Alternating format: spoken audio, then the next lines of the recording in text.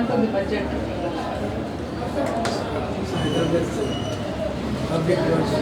లేదు ఉన్నదా అన్న దాదా సరే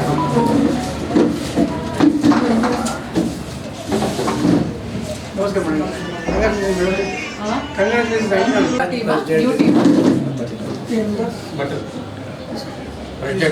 Srikanth president and general secretary, vice president,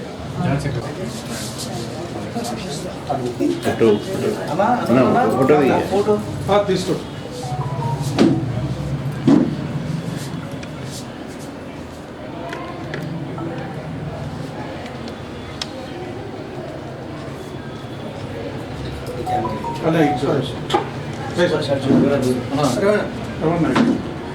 join అయితే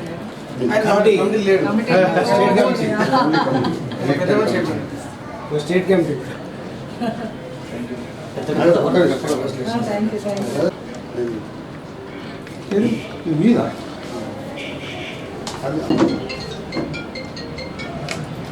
నేను ఈ నెల 16వ తారీఖు Indian institute of health and family welfare చైర్పర్సన్గా బాధ్యతలు తీసుకోవడం జరిగింది.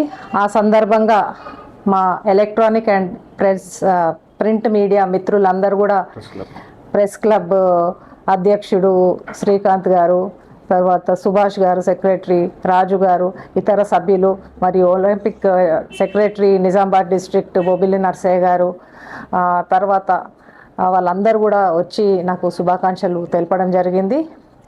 మేము వాళ్ళతోని చర్చించడంలో మేము ముందు హెల్త్లో ఏమేమి చేంజెస్ వస్తాను, వాళ్ళ అడ్వైజెస్ ఎలా తీసుకోవాలనే దాని గురించి చర్చించడం కూడా జరిగింది.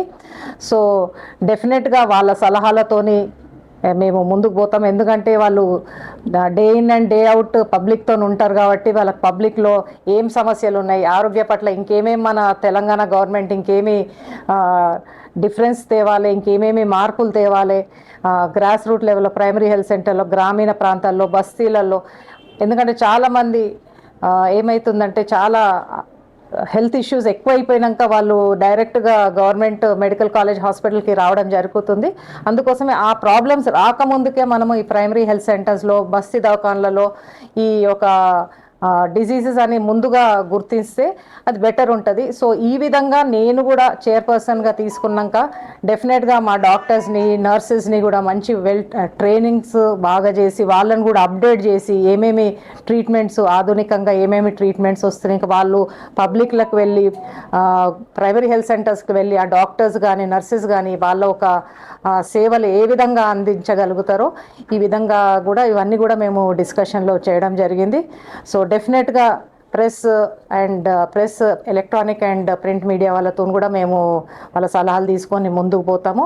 ముఖ్యంగా ఈ రాష్ట్ర ముఖ్యమంత్రి గారు రేవంత్ రెడ్డి గారికి, మరియు హెల్త్ మినిస్టర్ దామోదర్ రాజనరసింహ గారికి, మరియు మా ప్రభుత్వ సలహాదారులు సుదర్శన్ రెడ్డి గారికి, మరియు పిసిసి ప్రెసిడెంట్ మహేష్ కుమార్ గారికి, ఇతర కాంగ్రెస్ లీడర్కి అందరికి కూడా నాకు ఈ అవకాశం ఇచ్చినందుకు ధన్యవాదాలు తెలుపుతున్నాను.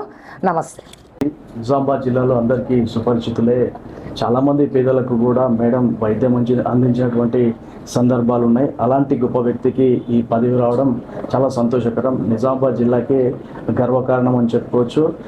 ఇవాళ మేడంకి చైర్మన్ పదవి వచ్చిన సందర్భంగా ప్రెస్ క్లబ్ తరఫు నుంచి ఇవాళ మేడంకి సన్మానించడం జరిగింది.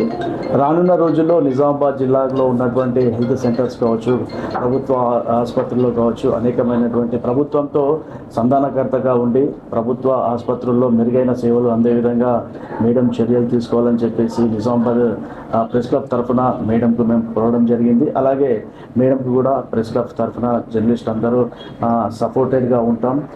ముందు నిజామాబాద్ జిల్లాలో హెల్త్కి సంబంధించినటువంటి అనేక కార్యక్రమాలు చేయాలి. ఈ ఆసుపత్రులన్నీ మరింత అభివృద్ధి చేయాల్సినటువంటి అవసరం మేడం పైన ఆ బాధ్యత కూడా ఉందని చెప్పేసి చెప్తున్నాం.